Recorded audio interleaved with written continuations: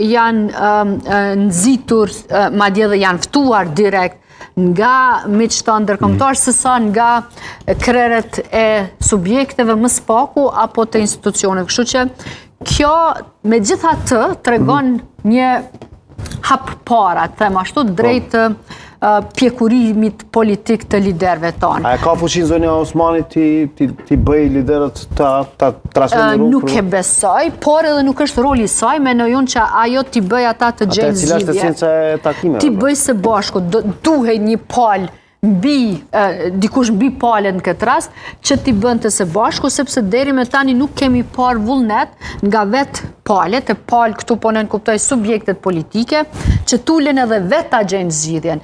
U takua një herë apo dy herë në kuvend, përfaqësues gjithsesi shefat e grupeve parlamentare, edhe pse ende nuk janë zyrtarisht shefa se nuk kemi konstituim të kuvendit, por nuk u morën vesh, sepse tani zgjidhja nuk është më në kuadrin e shefave, por është tek lideret e subjekteve. Dhe pra po tham, duke i parë polarizimet, nuk pritej që ata vetë të gjenin zgjidhje. U pa propozimi i Abdi Gjiku që nuk u morë shumë seriozisht as nga ato subjekte tjera që të uleshin edhe ta diskutonin propozimin e tij.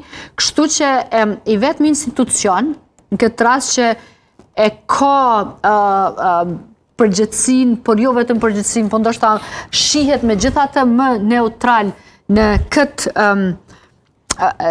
nuk mund t'i themi as konflikt, as përballje, se nuk kemi ndonjë lloj konflikti, po në këtë krizë prap mbetet institucioni i presidentit, kështu që pashmangshëm pritej ndërhyrja e saj, e ndërhyrja në këtë rast është ftesa që ju bëri për takim. Pritshmëritë e Shalës për takimin e nesërm, Osmani thotë ndoshta do të jetë një seri takime, ndoshta do të ketë takime veç e veç, kokë më kokë me liderët, thotë për të